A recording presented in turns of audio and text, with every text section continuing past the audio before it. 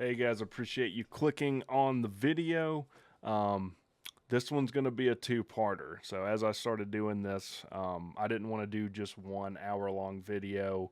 So it's going to be split up into Key's playing career, and then part 2 will be Key's coaching career. With that being said, I want to thank everyone for supporting the channel. I've gotten a few PayPal donations, very generous lately, that's allowing me to do a lot of things that I wouldn't have otherwise done. We have a new microphone, new interface, some recording equipment for things we're doing. We're developing a new channel logo, a new banner, an intro for the live show, an intro for the videos, and all these things cost money. So thank you for all of your support. That being said, this is one of the more time-intensive videos that I've done, and let's get into it.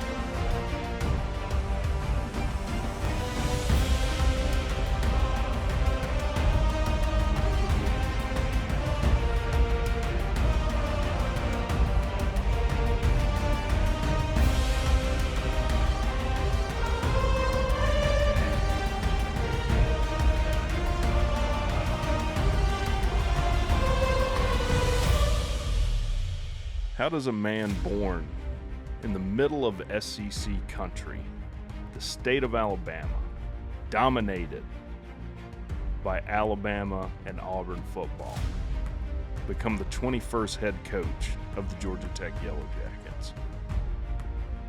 Becomes a man that embodies the Georgia Institute of Technology more than any other, that bleeds white and gold, that has a passion, grit, and determination to bring Georgia Tech football back to the glory it experienced in yesteryears.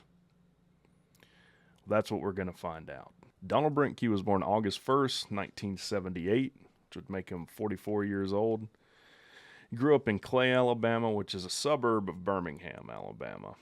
In fact, his mother, who raised him along with his grandparents, would teach elementary school in Birmingham, Alabama, and instill in him academic values from a very young age. He played under legendary head coach Jack Wood at Hewitt-Trussville High School and would have a ton of success playing guard. He made All-State his senior year, and in 1995, his senior year, played in the Alabama-Mississippi All-Star game. Key didn't get a lot of big offers. He was primarily recruited by Ivy League schools and top-tier academic schools, seeing as how academics was very important to him. He had great grades. He was recruited by Brown, Penn, Harvard, Vanderbilt, also by Furman and Southern Miss. Now, growing up in Alabama, Georgia Tech wasn't really on his radar. That wasn't until he got a call one Saturday before Thanksgiving in 1995 from Coach Lance Thompson, who was the recruiting coordinator for Georgia Tech under George O'Leary. Brent Key thought this was a joke and hung up the phone. And Coach Thompson would call back and inform Key this was not a joke, that he wanted Key to come down for the annual Georgia Tech rivalry game, which we all know as clean old-fashioned hate. Key would take the visit and would just be in awe of the Georgia Institute of Technology, particularly its academic offerings. I think he even said whether they're 10-2 or 2-10, the academics alone was a huge driving factor for him coming there, and he would want to be a part of it either way.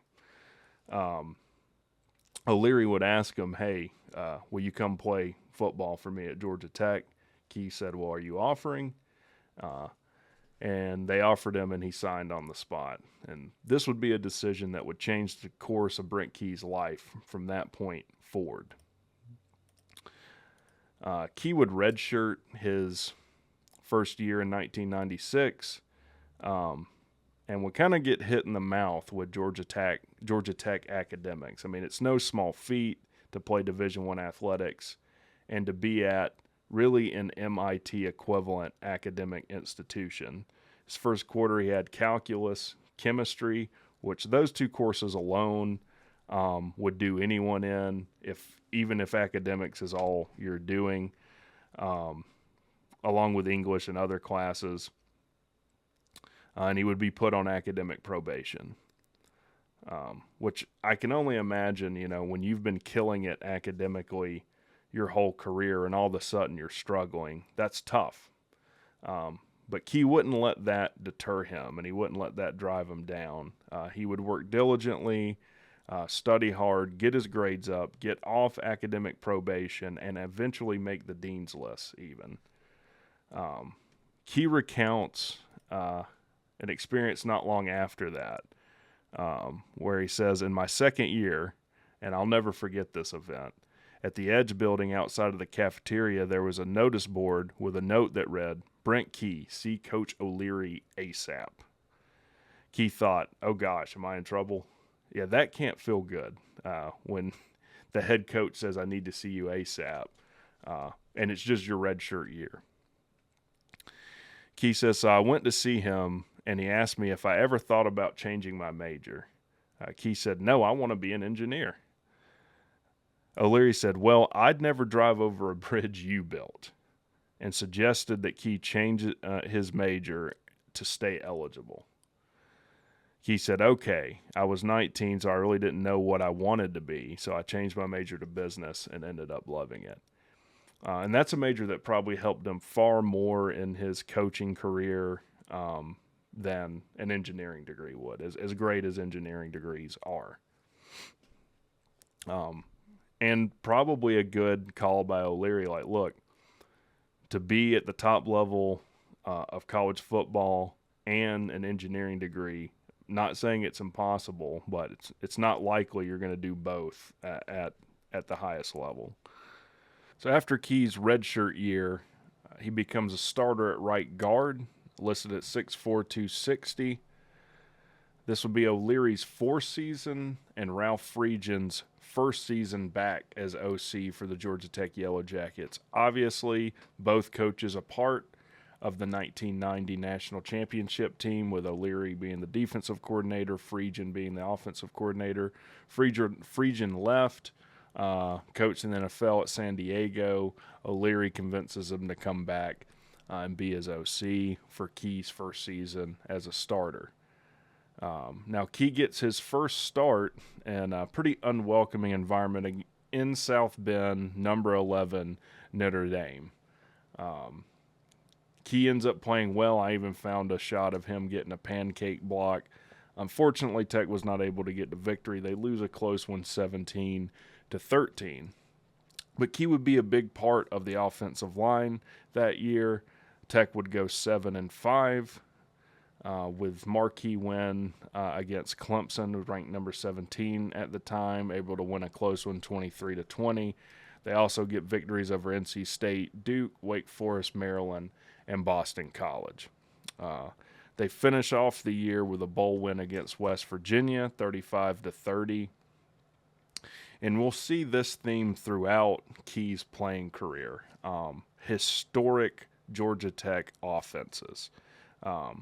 So Key helped block for Joe Hamilton that year, who had the fifth best passing yardage year in Georgia Tech history with 2,314 yards through the air. Hamilton would lead the ACC in passing percentage and passing yards per attempt. Brent Key would start his sophomore season in 1998 at right guard, which would prove to be an historic season for Georgia Tech and Bunch. Though it would start off on a bumpy road. Georgia Tech had a first-year defensive coordinator in Randy Edsall, and started the season with an upset loss to Boston College, giving up 41 points. But Brent Key and Bunch would not be deterred and would bounce back, losing only one game the rest of the season to number 6 Florida State, who, if you're paying attention to Tech football these days, was led by an eventual Heisman-winning quarterback in Chris Winkie, who led the ACC in passing touchdowns and passes per attempt that year. Tech would also get wins over number 23 NC State, number 7 Virginia in a thrilling victory. Off the near hash, Hamilton drops back, pumps it, it's caught, 45, Gas White 40, Gas looking for room, 35, 30, 25, 20, 15, 10, 5, touchdown, Gas White does it again.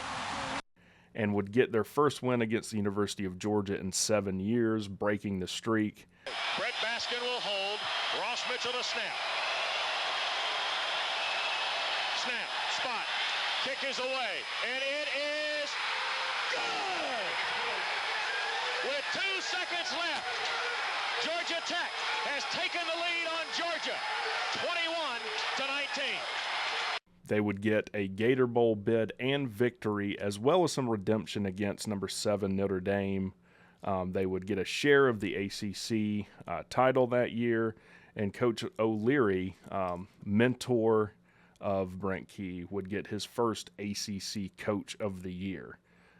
Joe Hamilton would lead the ACC in passing percentage and efficiency, and this line containing Brent Key would compose the number 8th all-time passing yardage season in Georgia Tech history with 2,166 yards for Joe Hamilton.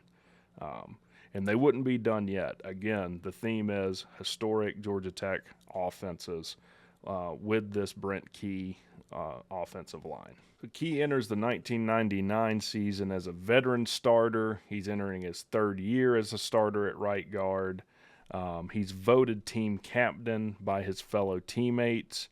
And Georgia Tech ends up leading the country in offense. Georgia Tech had the number 1 offense this season, averaging 509 yards per game. Hamilton would win ACC Player of the Year. He would lead the conference in touchdowns with 29. Receiver Kelly Campbell would lead the ACC in receiving yards with 1,105. Again, another historic Georgia Tech offense. This might be the best Georgia Tech offense of all time, depending on how you want to look at it. Definitely Brent Key being a major part of that. You don't have a historic offense without a fantastic offensive line.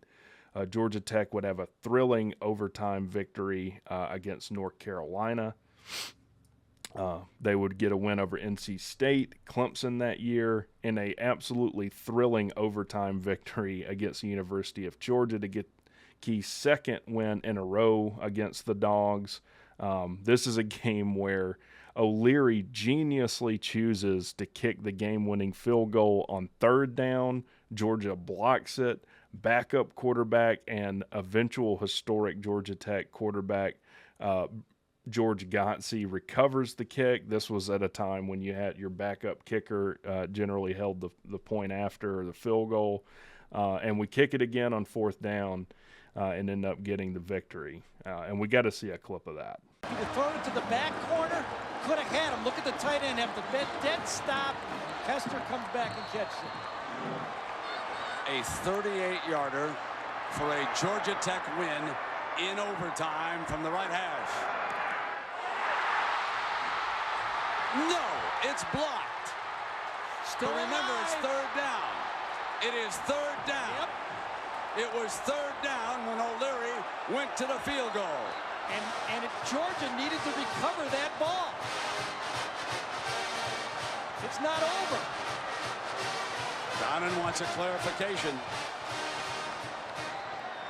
Great job that time by the backup quarterback, George Godsey, getting that football.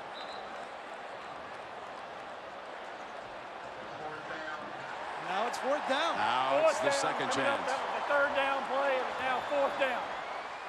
Tremendous coaching move by George O'Leary there, going for it on 3rd down. Gives you more options. The second shot from Monje. Other hash, 38 yards. Penetration kick is out, far enough, good! Luke Monje wins it with a field goal in overtime. 51-48. Tech wins with a miracle in Grant Field.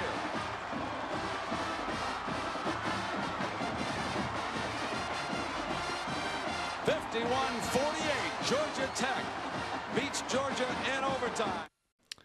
Georgia Tech, though, could not repeat Gator Bowl victories, end up falling to number 23 Miami. We go 8-4 that year. But Hamilton would have the second best year as a quarterback as far as passing yardages are concerned all time with 3,060. Only to be bested in 2001 by George Gottse, who had 3,085 passing yards.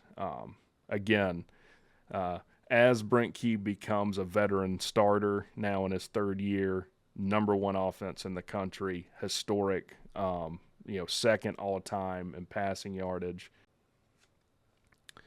Key finishes his playing career at Georgia Tech with a bang. He earns all ACC honors, so the best right guard in the conference. Georgia Tech goes 9-3 this year with brand new quarterback George Gottse, who has the 3rd best year for a quarterback in Georgia Tech history, passing yardage-wise with 2,960. So 2nd best year for a quarterback in 99. 3rd best in 2000, and then in 2001, George Gottse will have the single best passing yardage season in Georgia Tech history. George O'Leary not only is ACC Coach of the Year in 2000, he's the National Coach of the Year, Bobby Dodd Coach of the Year. Key and Bunch are able to get big wins over North Carolina, number 5 Clemson, number 19 UGA in Virginia. So Key gets his 3rd victory in a row, and we have to show the goose is loose with Gottse and him holding up the 3 in a row. Absolutely great season and great way for Key to end his career at Georgia Tech. They do get a Peach Bowl bid this year, but unfortunately fall to LSU, which will bring an end to Key's playing career. So let's just look at a recap of Key's career on the flats. Obviously, he started all 4 years, played in 44 straight games, which has to be a near record for Georgia Tech players, especially for a lineman as banged up as they're prone to getting. 4 straight bowl appearances, going 2-2 for those. All ACC his senior year in 2000. 3 times Georgia Tech led the ACC in rushing while Brent Key was a starter. Obviously protected 2 all-time great quarterbacks at Georgia Tech, being Joe Hamilton and George Gottse. So let's just look at the stats of those 2 guys who he protected and had a major part in. Hamilton, number 1 career passing yardage leader in Georgia Tech. No one has more than him with 8,882 from 96 to 99. Number 1 in career touchdowns. Passing touchdowns at 65, had the best season for passing touchdowns in 1999, Key's junior year, with 29 passing touchdowns, and has the number 2 all-time passing yardage single season with 3,060 in Key's junior year, 1999. George Gottse is number 4 in his career, passing yardage with 6,137. He had the best season in Georgia Tech history for passing yardage with 3,085 in 01. Had the number 3 passing yardage season in 2000, Key's senior year with 2,906, and the number 2 season for passing touchdowns with 23 in the year 2000. So Key's junior and senior years at Tech, quarterbacks really popped off that he was protecting. Key went 34-14 as a starter, so he won 70% of the games he started in. We talked about 2 bowl wins, including a Gator Bowl win, share of the ACC title, and 3 straight wins against the University of Georgia. So a hell of a playing career for Brent Key at the Georgia Institute of Technology. You're not going to find an offensive lineman that's had a better stretch probably throughout being a 4-year starter. Now, pay attention next week. We'll do part 2 covering Brent Key's coaching career, which is really just as impressive, if not more impressive. Coaching under George O'Leary for like 15 years, coaching under Nick Saban, then finding his way back to the Georgia Institute of Technology. I'll see you guys then.